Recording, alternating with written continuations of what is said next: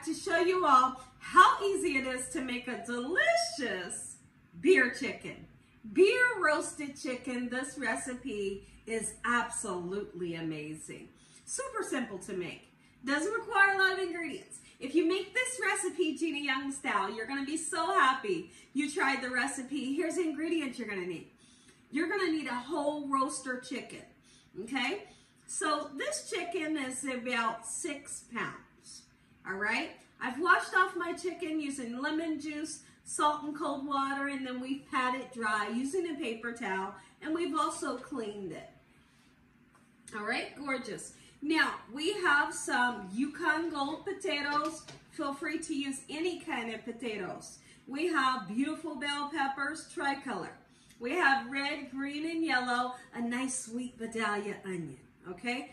Any vegetables that you love, you can use. So if you like celery, you like fresh carrots, cut some up, okay? So now you're gonna need some spices so you can make this thing taste good. All right, you're gonna need parsley flakes. It's dried parsley flakes, salt, pepper, garlic powder, sage, onion powder, and sazon. Let me show you. Sazon is a seasoning packet. It's gonna give great color and a beautiful taste.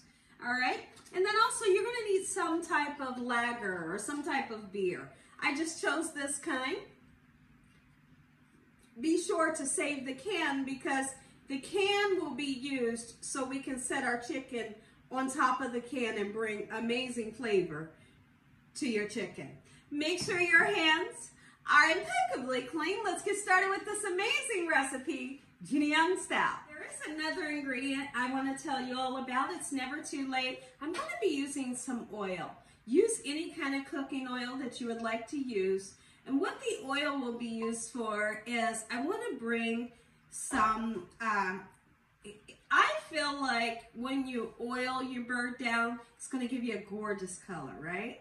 Whether that's a chicken or a turkey or a goose, whatever you're making, it's going to make it nice and golden brown. It's going to make the skin beautiful and crispy.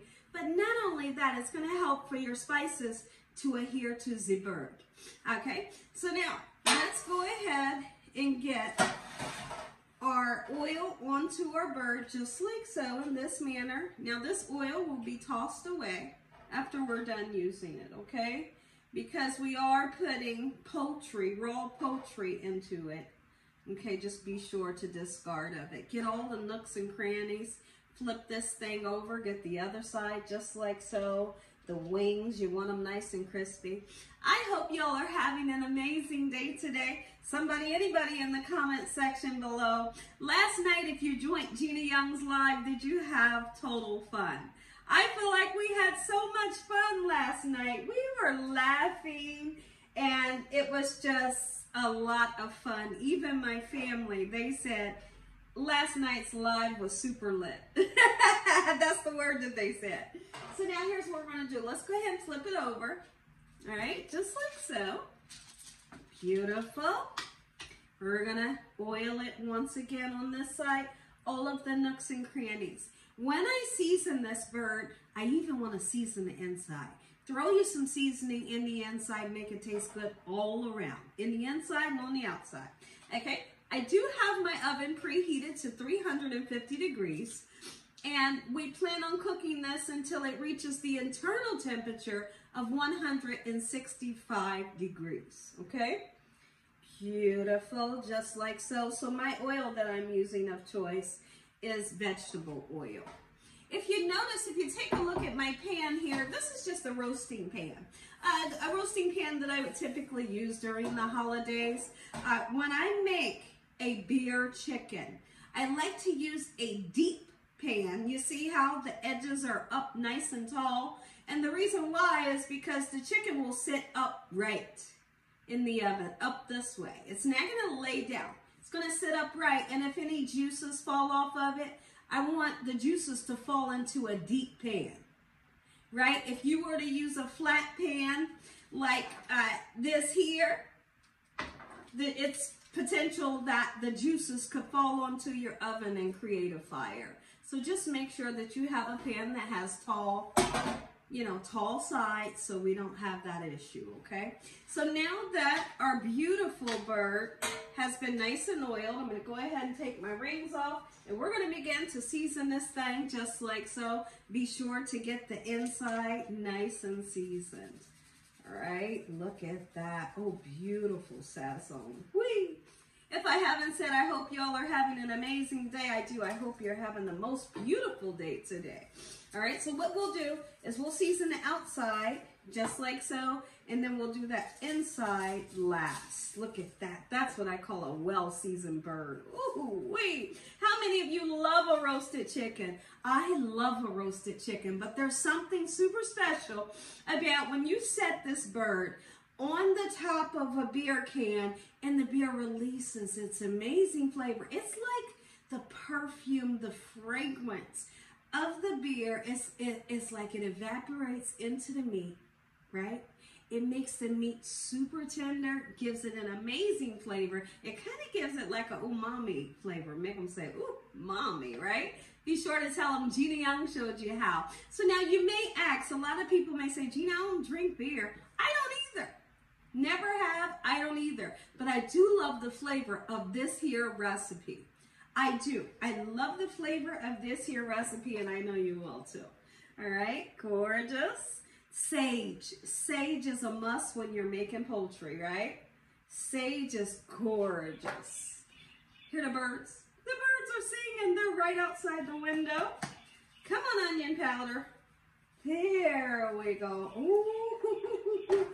Okay, so now let's take this. We'll flip her over. Just like so. We'll get the other side nice and seasoned. Okay, and then I'll season the inside off camera. And when I come back, I'm going to show you how to sit this huge bird on top of our beer can. So one of the first things that we want to do is, after seasoning the inside, the outside of your bird, we are then going to take our beer, okay? And if you want to, you can pour some of it off. That's what I'm going to do. I'm going to pour at least this much out of the can, okay? And then I'll leave this much. Okay, so let's go ahead and do that now.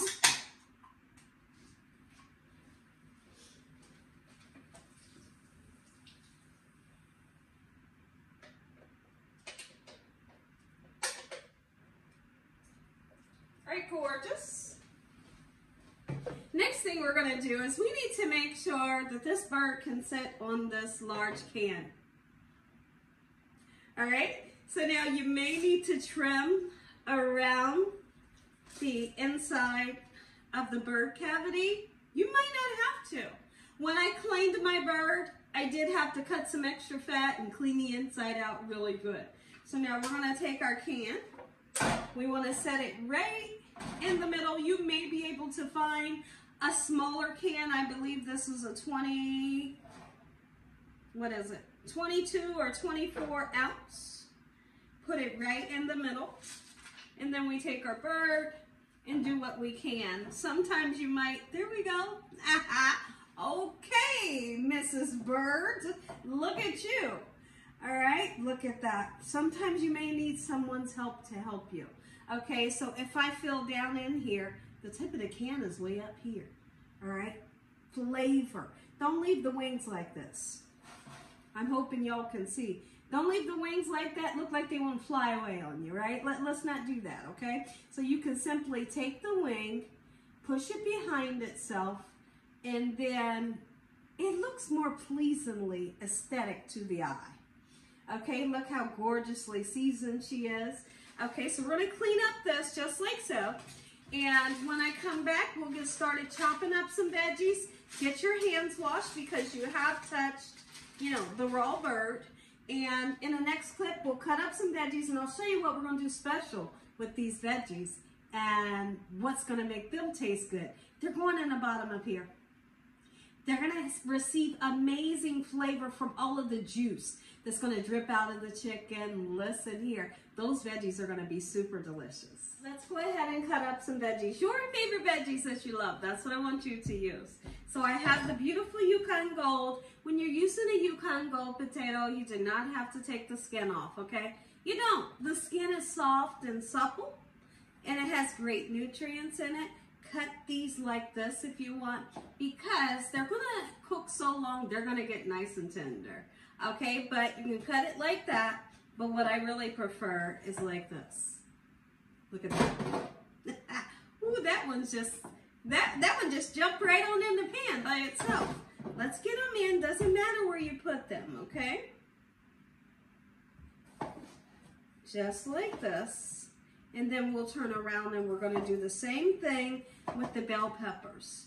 Cut the bell peppers like the same size that you do the potatoes. That way all the veggies kind of cook together same time. Look at this.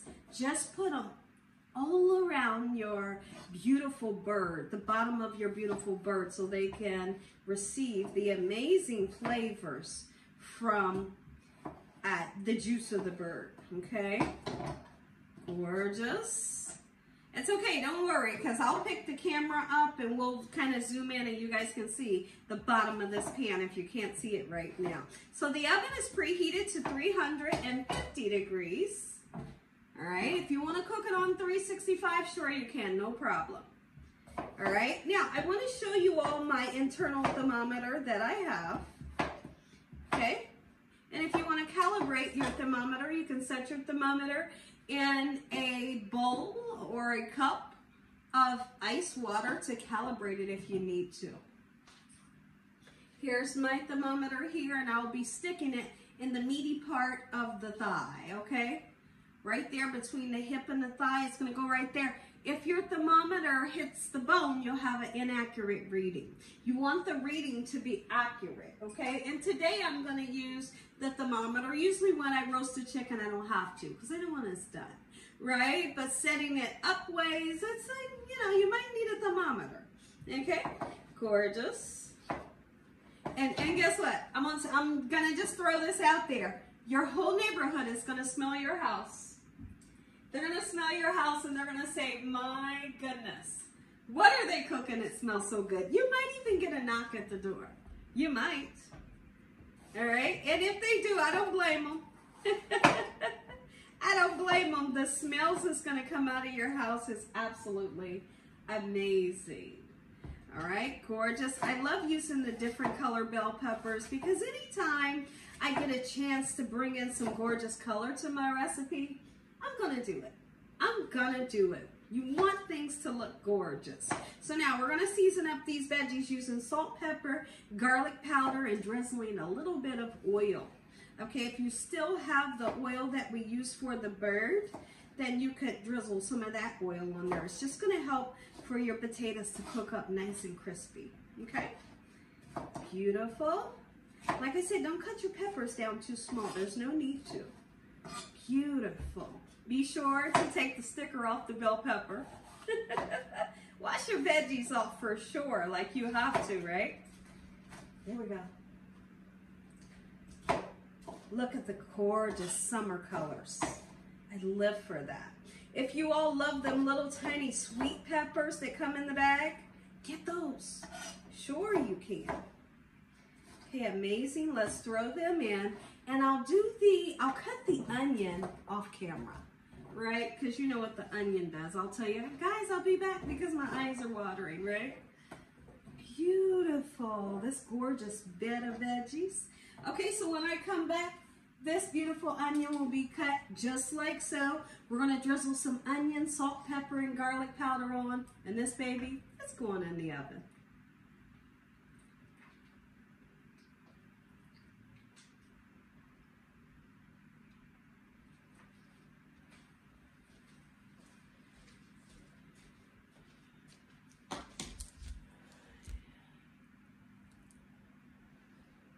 Camera's charging. Okay, so let's drizzle our oil onto, and you don't need a whole lot, you know, because every once in a while we'll go in, check in on our chicken and our veggies, and you may want to give your veggies a nice stir around, okay? Just to make sure that they're not burning at the bottom or anything like that. This is that same oil, okay?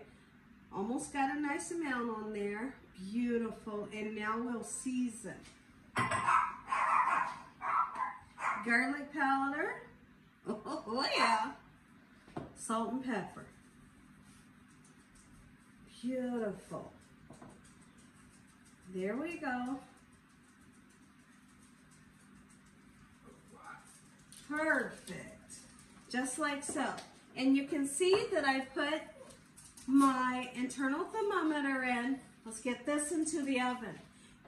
When you open your oven up, you have 2 racks. You definitely are going to need to take that first rack out, right?